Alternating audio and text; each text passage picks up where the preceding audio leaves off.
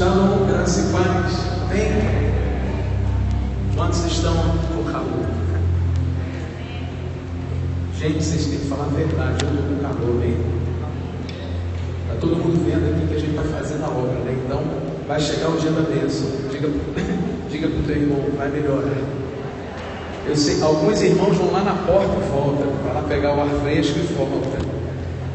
É por isso que a gente começa às 8 horas, porque 7 horas, irmão, ninguém vai ficar aqui dentro, não. Mas o Senhor vai dar a vitória, amém? Diga para a pessoa que está do teu lado. Na semana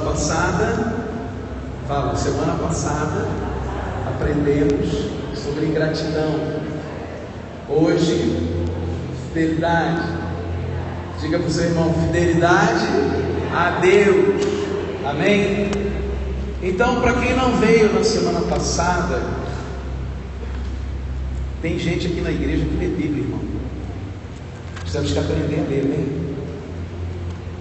Durante a mensagem, o Vitor veio correndo aqui. Eu sei que nem foi ele, eu achei que foi a Natália. Cadê o Vitor? Olha lá. A Natália que deu o toque nele, porque a Natália é boa de Bíblia. Não foi não? Então tá bom. Você também tá bom de Bíblia. E semana passada eu falei sobre Mefibosete. Abra aí.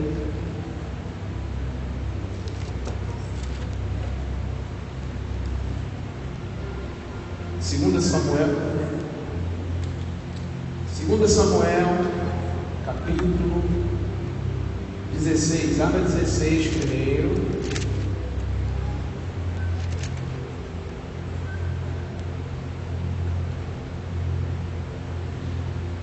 Semana passada,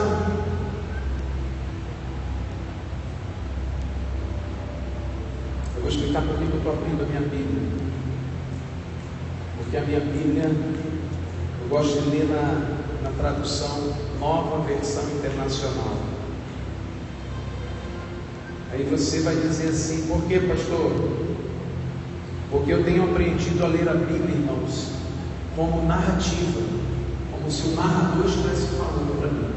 Eu aconselho a você a fazer isso, porque por muito tempo nós lemos a Bíblia embaralhada, né? A gente lê Provérbios, aí depois vai lá, lê o Evangelho de Mateus, depois volta lá em Êxodo. Então a gente fica um pouco perdido na informação que Deus quer ministrar no nosso coração, porque a palavra de Deus, ela tem uma ordem. Deus estabelece uma aliança, depois Deus vai lá dar os seus mandamentos, depois Ele diz como, através do profeta, como que Ele vai trazer salvação à humanidade. E por muitas das vezes nós pegamos os versículos e, sem um contexto adequado, e nós fazemos a interpretação errada. Amém? E às vezes podemos errar. Por isso que eu digo, quando você for ler a Bíblia, leia no começo. Comece a ler por Gênesis, aprenda quem é o Criador, quem é aquele que fez todas as coisas. E nessa temática eu levei, na verdade, um puxão de orelha ouvindo uma mensagem, e eu falei, não, eu vou ler no começo. Eu estou em Samuel, 2 Samuel, tem um mês. Eu em poucos dias li todo o Pentateuco, e aquela história, aquela narrativa, porque Moisés escreve aquilo que Deus falou com ele, foi entrando no meu coração, foi entendendo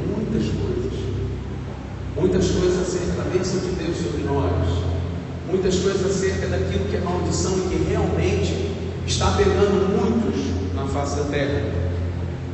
Porque, amado, deixa eu falar algo para você. O grande problema do homem é o pecado, porque o pecado nos afasta de Deus. Você entende isso? Você entende que nós temos a cruz, o sangue de Jesus que nos limpa do pecado, que foi pago o preço. Então você não entende o poder do pecado, nem a maldição do pecado, se você não lê o livro de Gênesis, o livro de Êxodo, o livro de Levítico. Você não vai entender, porque é ali que Deus mostra o homem, quando Ele tira o homem da escravidão do Egito e coloca numa terra, e ali quer governar sobre aquele povo. E é assim conosco também. O Senhor quer governar, quer ser rei da nossa vida. Quando você chega no livro de Samuel e fala, e vê que o povo foi até Samuel e pediu um rei a Samuel, eu quero dizer, Deus fez com que Samuel desse um rei para Deus ensinar que quem quer governar é Ele. Quem quer governar a sua vida é o Senhor, Ele é o rei da sua casa. É Ele que vai estabelecer o governo de justiça, porque se você deixar governar, se você deixar tomar conta das suas coisas, da sua casa, o reino dele vai ser estabelecido na sua casa. Porque não existe reino sem rei. Quem é o rei da sua casa? A maioria das vezes nós não sabemos porque a coisa não está indo legal. Nós temos que chamar Cristo para ser rei da nossa casa, rei da nossa vida, reinar sobre a nossa existência.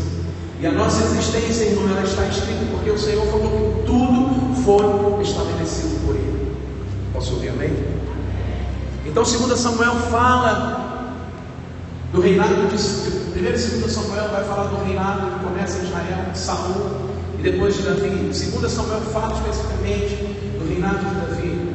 Fala dessa transição quando Deus rejeita Saul.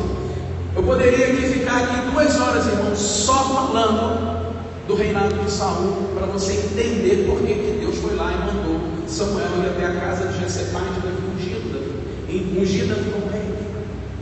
Saul foi rejeitado por Deus, porque Deus, além de ter escolhido, abençoou Saul, mas Saul não honrou a Deus. Saul não entendeu que ele precisava apenas obedecer a Deus. E numa dessas subidas de guerra de Saul vai e sacrifica animais sem a orientação do profeta Samuel, ou seja, ele não obedece a forma de Deus. Tem uma verdade que a gente aprende, ele não é da nossa forma, é da forma de Deus. O livro de Samuel mostra isso. Por que o Senhor pediu que as crônicas fossem escritas? Porque os livros dos reis foram escritos exatamente para mostrar, nos ensinar aquilo que nós não devemos fazer e aquilo que nós devemos fazer. Estava ali na porta conversando com o Gilberto, e ele estava, o Diogo também, e ele estava falando de tanta confusão que nós estamos vendo no mundo, principalmente dentro da igreja, quando se relativiza o pecado. Sim, pecado. Nós sabemos o que está acontecendo sobre a ideologia de gênero, nós sabemos. Estamos escandalizados porque estavam 2 ministros de louvor de uma igreja onde tem 2 pastores casados. São pastores? Ou são falsos pastores? A igreja está confusa. Porque em nome da bondade de Deus e do amor de Deus, nós estamos vendo cada coisa que nós estamos ou nos escandalizando ou aceitando. Aí nós falamos assim, não, mas Deus ama. Amado, Deus ama, por isso Deus pune. Deus ama, por isso Deus admoesta. É o pai que açoita e disciplina os filhos que ama. Pois eu quero dizer para você, querido, que a primeira pessoa que vai te pecar quando você cair em pecado vai ser Deus, não vai ser o diabo. Porque o pecado nos traz separação com Deus. Então a primeira pessoa que vai tirar o pezinho da nossa vida vai ser o Espírito Santo. E por que eu estou falando isso para vocês hoje? Porque a cada dia que passa nós precisamos aprender a conhecer como o Senhor quer ser conhecido. E eu quero deixar bem claro que o Senhor quer ser conhecido pela sua palavra. Você pode dizer amém? O Senhor não quer ser conhecido em movimentos ou que as nossas emoções se extravasam. Não, o Senhor não quer ser conhecido assim, porque Ele não é um Deus emocional, Ele é um Deus espiritual. Por isso que aquele que adora em espírito, não adora com as emoções. É por isso que Paulo fala que é culto racional e não culto emocional. Mas nós estamos vivendo num país em que as pessoas são muito cordiais. Eu quero ensinar o que é cordial hoje aqui na igreja. Alguém sabe o que é cordial? Cordial tem a ver com coração. Córdia. Temos que parar de ser apenas servos de Deus que funcionam cordialmente, ou seja, emocionalmente, e temos que passar a ser homens e mulheres que relacionam com Deus pela sua palavra. Você pode dizer amém?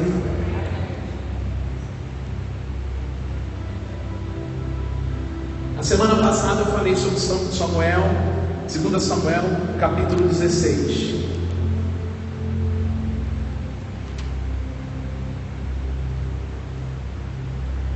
Abra comigo aí, Samuel 16.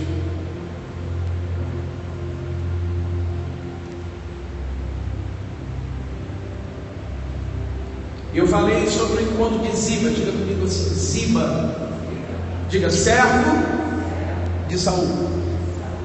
A história de Ziba, no capítulo 16, fala que Davi vai até Ziba e pergunta: aonde está o meu servo Mefibosete? Quem estava aqui no domingo passado? Todo mundo saiu com uma impressão horrível de Mefibosete, não foi? Eu falei sobre ingratidão. Quem estava aqui e não, graças a Deus, ninguém deu 19, porque apenas o Vitor veio falar comigo. Eu falei: Vitor, deixa para a semana que vem, calma. E hoje eu vou falar sobre o espírito de enganador e da fidelidade do homem, amém?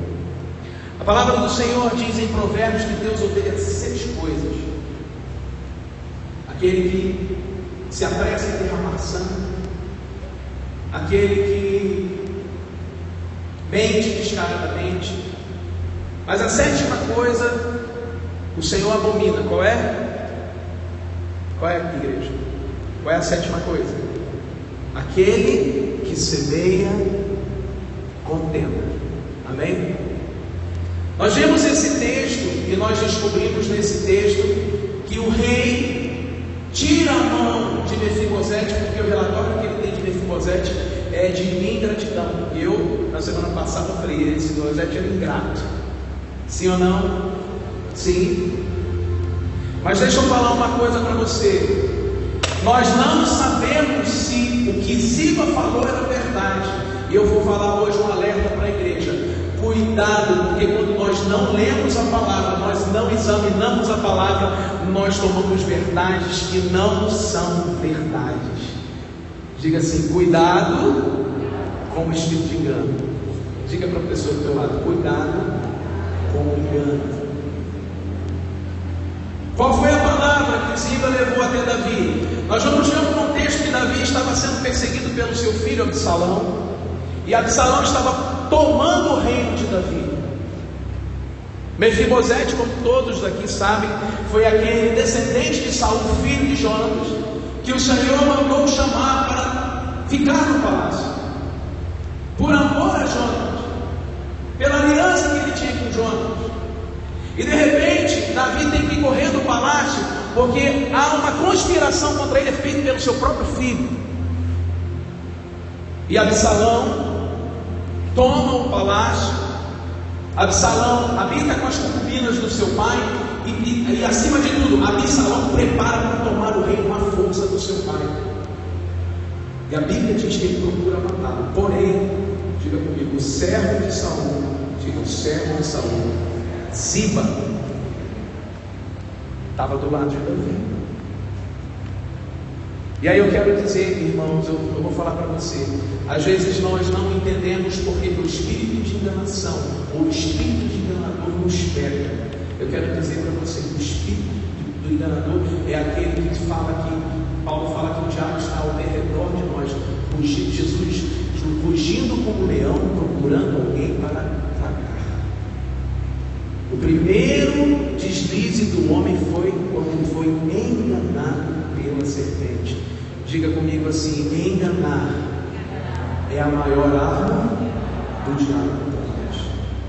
A maior arma do Satanás contra você é te enganar, é fazer você errar sem você saber. E hoje você vai descobrir que Ziba, com uma palavra ruim, um testemunho ruim, porque a Bíblia diz que você não deve levantar falso testemunho, ele engana o coração de Davi. Ninguém leu em casa, né? Quem leu em casa? O 19.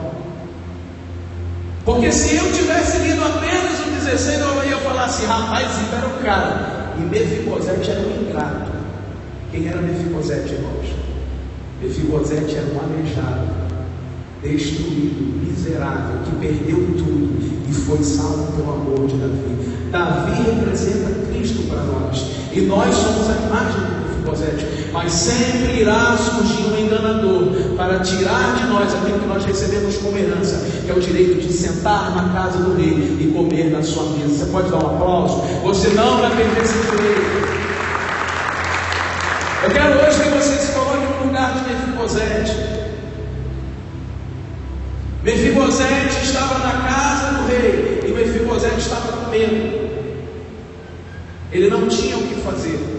Mas o servo de Mefibosete, aquele que cuidava das suas fazendas, cuidava dos seus terrenos, Ziba, servia a Davi.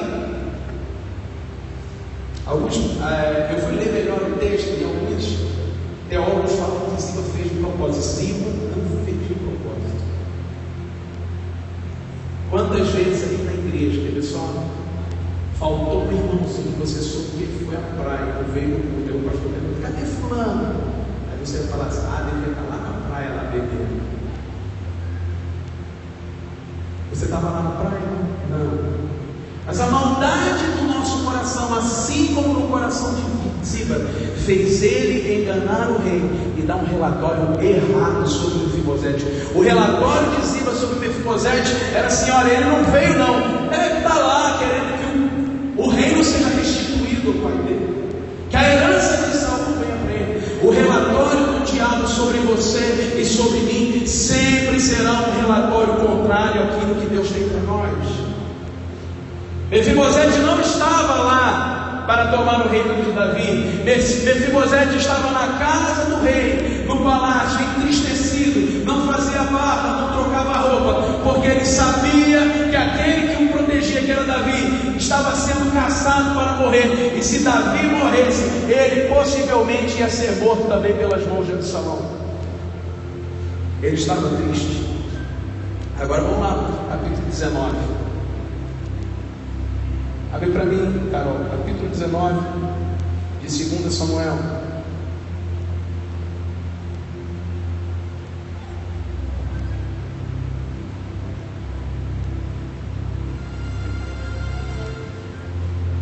Capítulo 19, a partir do versículo 8.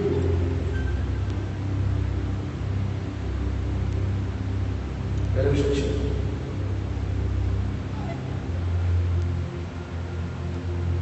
Desculpa, gente, a partir do versículo 22.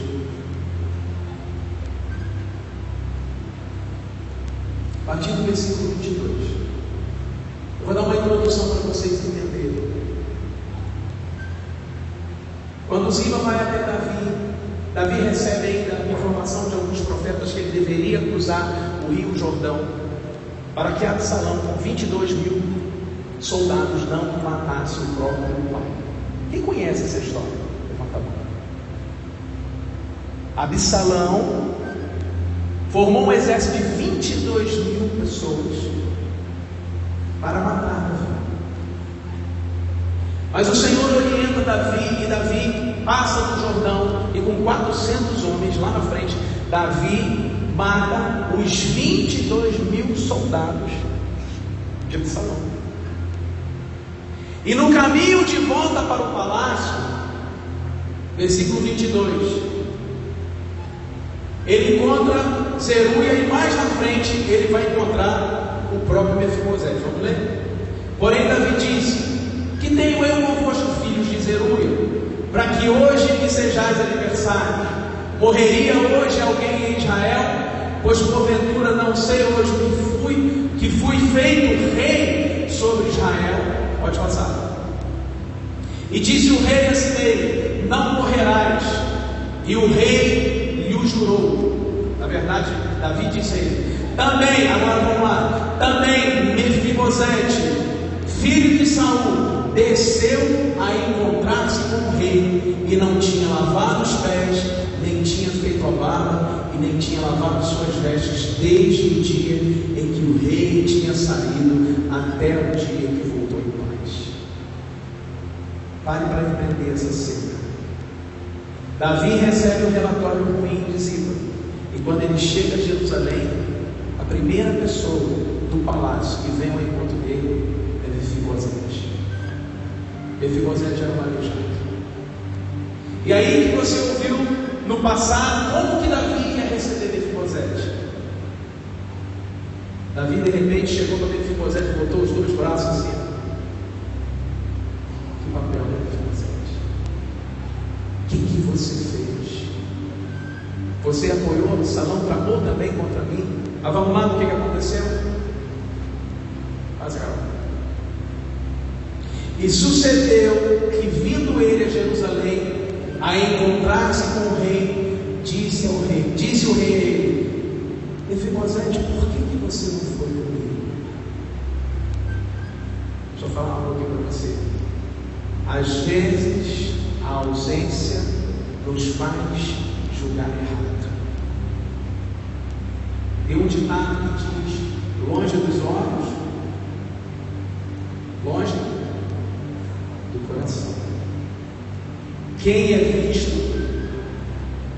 é lembrado. Diga: a visão do homem pode enganar a visão espiritual. Davi olhou para Mefibosete, e quando ele se propôs a conversar com Mefibosete, Mefibosete diz a ele: ó rei, meu senhor, o meu servo me enganou, porque o teu servo dizia: aguardarei o jumento, e nele montarei, e irei com o rei, pois o teu servo é coxo. Continua. Demais disso, falsamente acusou o teu servo diante do rei, meu senhor. Porém o rei, meu senhor, é como um anjo de Deus. Faze, pois, o que te parecer, não passa não, bem aos teus olhos. Misericórdia. Davi tem um susto com essa palavra,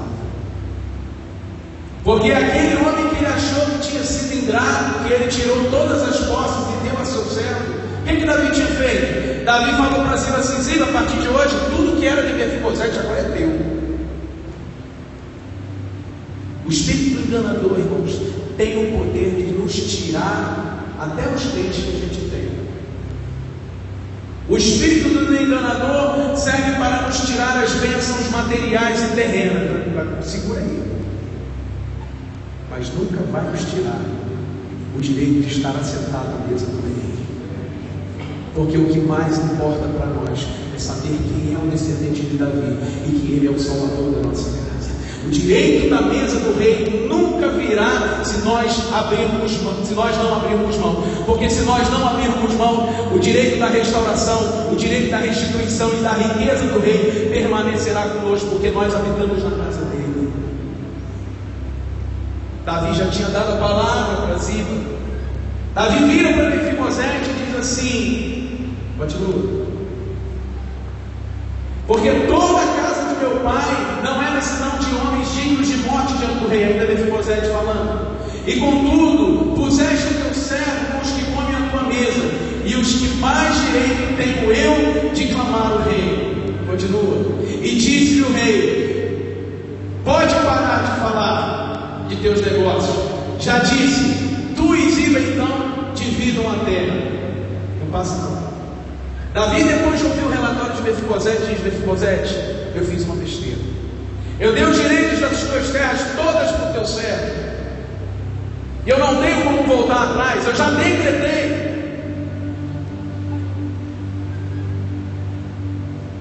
Mas Mefibosete diz a Davi: Senhor, você já foi favorável a mim. O teu servo não tinha nada, e o Senhor me pôs na tua casa e cuidou de mim. E Davi manda ele parar: para, faz o seguinte, metade é teu, metade é de Ziba. E agora vem a resposta de Mefibosete. E disse Mefibosete ao rei: tome ele também tudo, ó rei, pois já veio o rei, meu senhor, em paz à sua casa. E também Barzilai, o gileadita, desceu de Rogelim e passou como rei de Jordão para acompanhar do outro lado do Jordão. e ele tinha sustentado o rei quando tinha sua morada em Manaim, porque era um rei muito grande. Passa. E disse o rei a Barzilai: passa tu comigo e sustentar-te-ei comigo em Jerusalém. Mefibosete diz a Davi: Davi, pode dar tudo para si. Aquilo que eu mais queria veio. Tu, ó rei, é a pessoa, é a presença que eu mais preciso. Eu não quero nenhuma posse, eu apenas quero o meu rei. Você pode dar um aplauso? Mefibosete, que outrora foi visto pelo rei como alguém ingrato, como alguém que negociou a sua aliança com o rei, agora foi reconhecido e ele voltou a comer na casa do rei, porque o que ele mais amava era a presença de Davi. E duas coisas eu queria desse texto tirar para nós hoje, irmãos: o espírito de enganação, o enganador, o espírito de maledicência hoje pode nos pegar se nós não estivermos ligados com aquilo que Deus tem para nós. O que nós temos de mais valor? Qual é a coisa mais valorosa que você tem? Eu quero ser mais ousado em perguntar: se você hoje tivesse 1 bilhão, o que você compraria para você? Responda para mim. Se você tivesse hoje dinheiro sem limites, se você tivesse uma riqueza sem limites, o que você compraria para você? Eu estou falando de comprar para os outros, estou falando para você. O que você compraria para você? Eu te respondi. O que eu compraria para você? O que você compraria para você?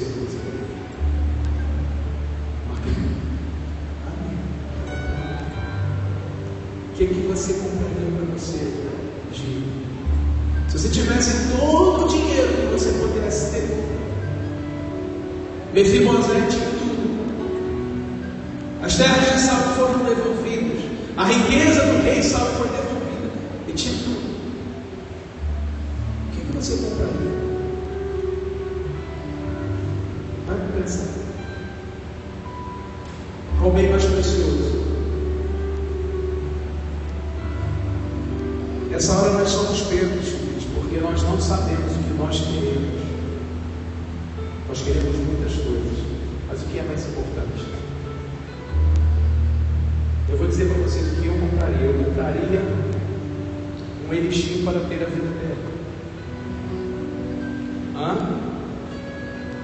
Quem entendeu? Do que adianta você ter o melhor apartamento, a melhor casa, o melhor carro? Você vai morrer. Mefibosete entendeu que a coisa mais preciosa para ele era a vida. A coisa mais preciosa para nós, irmãos, é a presença de Cristo em nós, conhecer o reino dele e receber essa salvação.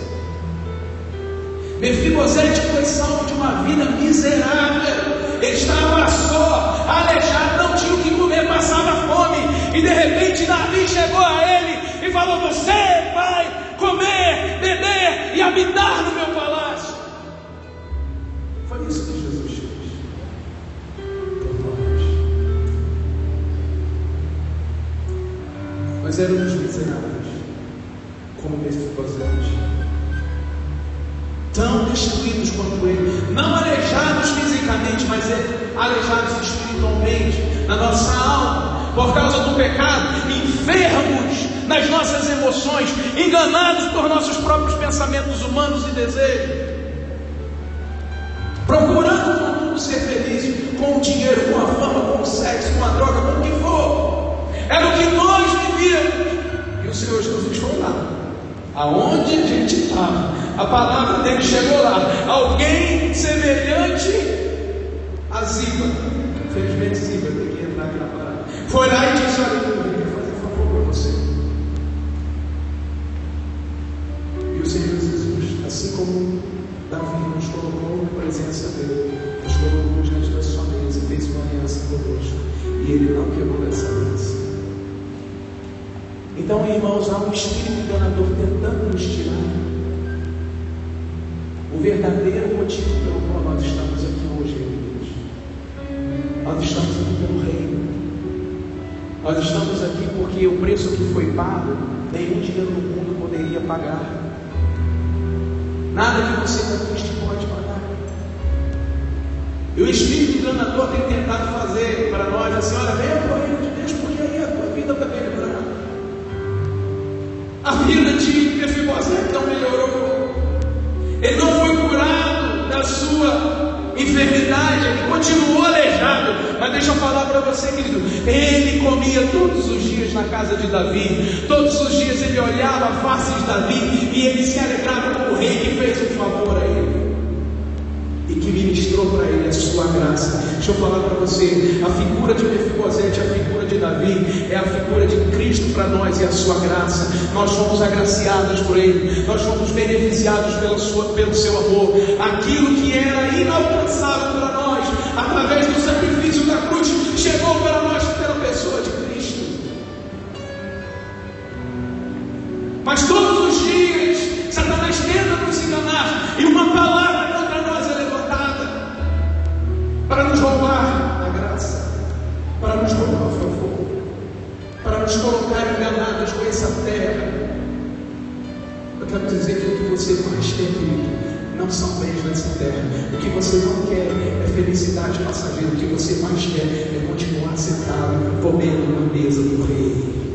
É o que você quer. O seu íntimo, no seu coração, o que você deseja é isso.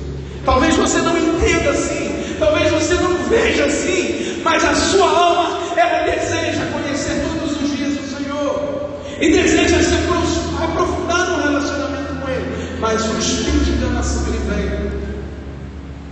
Mas eu quero dizer que essa noite vai ser destruída aqui, porque a restauração chegou na sua vida para ficar. O Senhor restaurará todas as coisas. Para prontinho, porque Deus vai fazer isso na sua vida.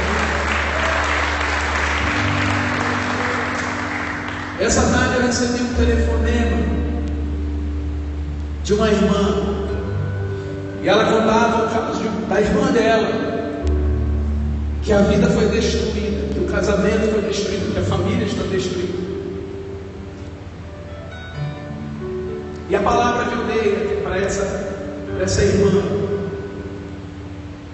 foi: o Senhor quer restaurar, mas existem coisas que nós semeamos e que nós vamos colher. É necessário entender isso. As consequências das coisas que semeamos errado não vão sair assim, não vão correr da nossa vida. Por um tempo nós podemos colhê-las, mas não é sempre colhê-las. Eu disse para ela: olha, vai chegar um momento que ela vai arrancar a última erva daninha, o último fruto ruim, e ela vai ter que preparar a terra para jogar com a semente. Talvez essa noite, talvez nesse tempo que você está aqui, o Senhor está mostrando que você está começando a arar a sua terra. Não sei como foi sua última colheita, talvez tenha sido muito ruim, ou talvez não. Mas nunca é tarde para voltar a plantar. Eu quero dizer para você que tome essa palavra e comece a plantar na sua vida. Plante em você. E eu não estou falando aqui para você plantar no seu próximo, no seu marido, não. Eu estou falando em você, porque você é terra boa, mas que talvez esteja com erva daninha. Erva daninha nasce em terra boa, fruto ruim nasce em terra boa. E por que nós aramos a terra? Para arrancar ela. Talvez suas emoções não estejam equilibradas de acordo com a palavra, elas estejam aqui balançadas. Mas na autoridade do nome de Jesus, assim como fez Mefibosete, você vai reconhecer que você só precisa de Jesus. Apenas Ele. Apenas Cristo na sua vida para ser estabelecido a vontade de Deus, porque a vontade de Deus é perfeita para você, mas para ela se cumprir precisa de você. Como que a vontade de Deus se cumpre na minha vida? Decida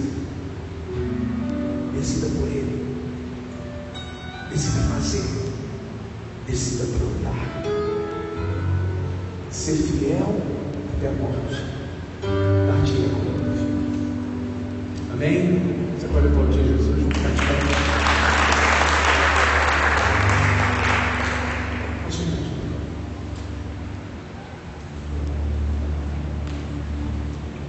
Uma irmã pergunta assim: pastor, os cultos agora por rápidos. Eu falei: está bom. Para você ter vontade de vir no próximo, para você ter vontade de vir no céu. E eu quero encerrar o culto dizendo a toda a igreja que a única coisa que Satanás é destinado para nós tirar da nossa direção são mentiras que vão ser verdade. Então eu quero já dizer algumas verdades para você antes de terminar esse culto. Se Deus é por nós, quem será contra nós? Aquele que não poupou o seu filho, mas entregou por nós, não dará Ele para nós todas as coisas. E eu vou chamar a Karina e o Douglas, apresentar a igreja, porque a igreja veio falando. Há 6 meses atrás, esse casalzinho lindo, maravilhoso, até filhinha, está lá dentro, a mãe do Douglas está ali, ó, faz assim, daqui a pouco vai ser a Lula. Recebe? Recebe. Mais uma família restaurada. Glória a Deus.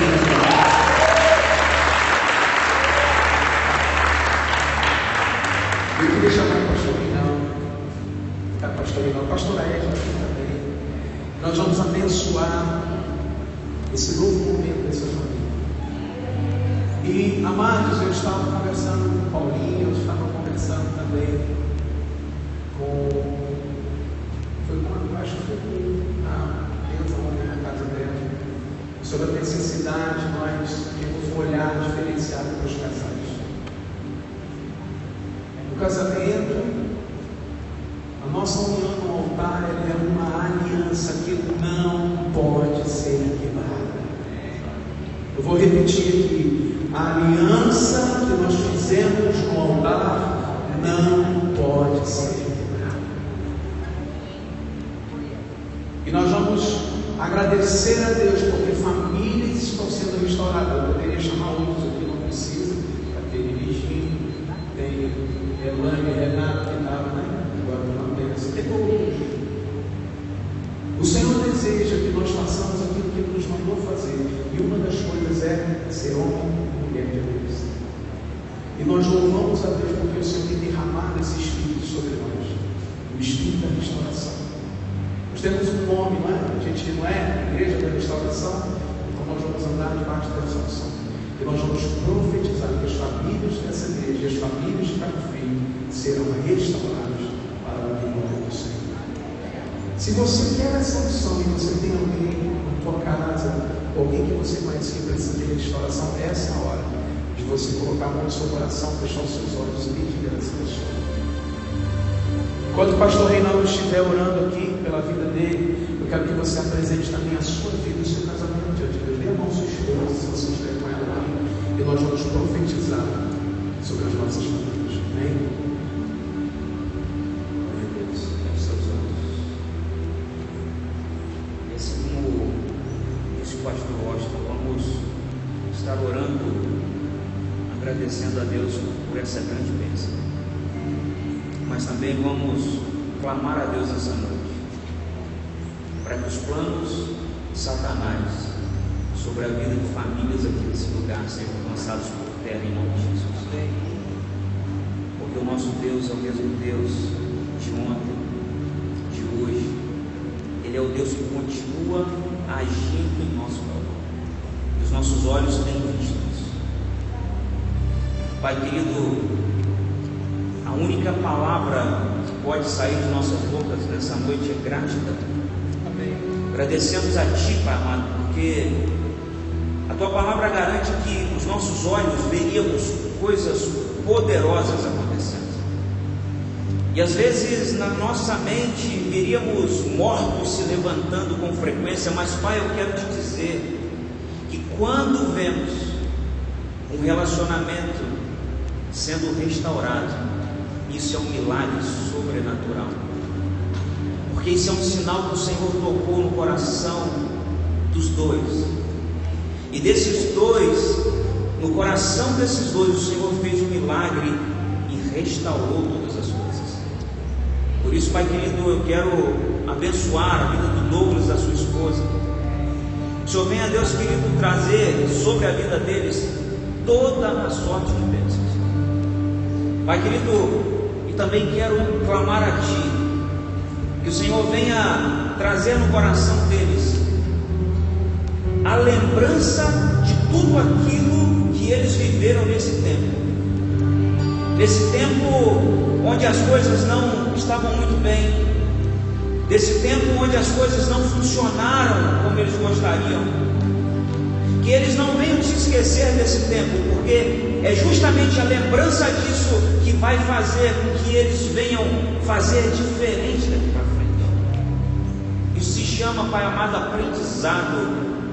E o Senhor, com a Tua infinita misericórdia, nos ensina assim.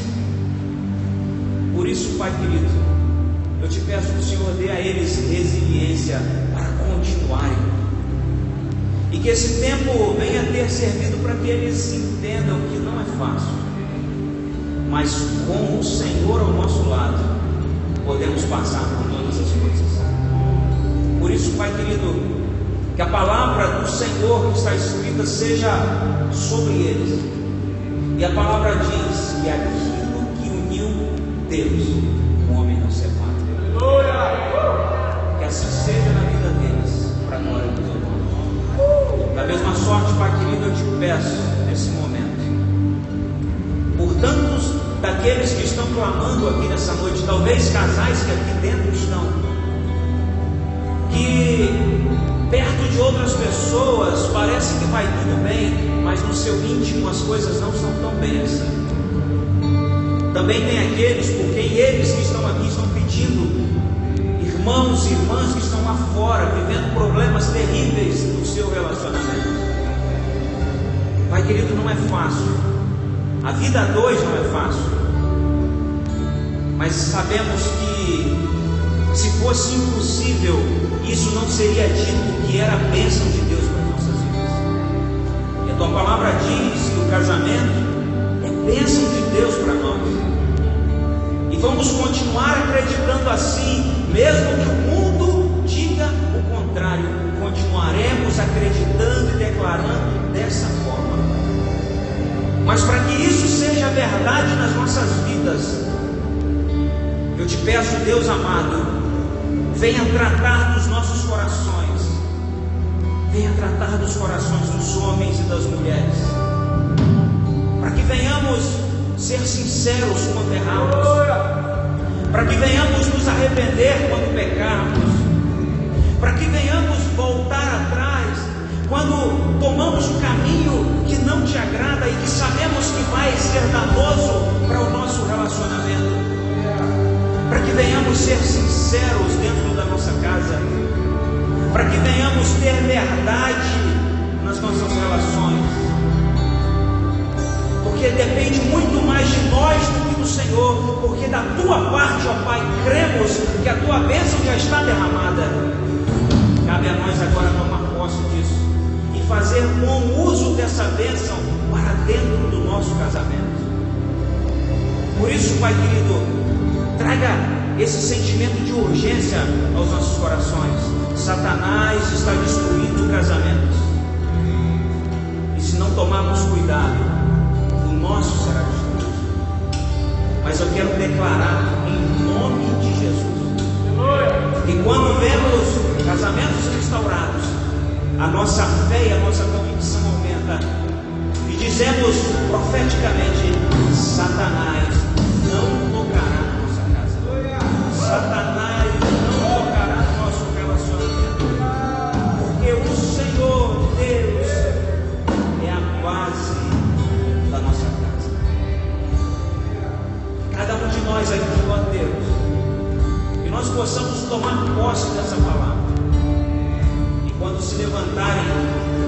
testemunhas do diabo. E quando se levantarem os momentos difíceis, e quando se levantarem aqueles tempos e dias em que o nosso coração pensar em desistir, possamos nos lembrar que estamos vivendo debaixo da bênção de Deus. E vamos te louvar e vamos continuar, porque cremos que o Senhor tem nos sustentado. Abençoa as nossas casas, os nossos casamentos, as nossas famílias, para a glória do teu nome. Para a glória do teu nome. Te pedimos, te agradecemos todas essas coisas, no nome do seu Filho amado Jesus. Amém.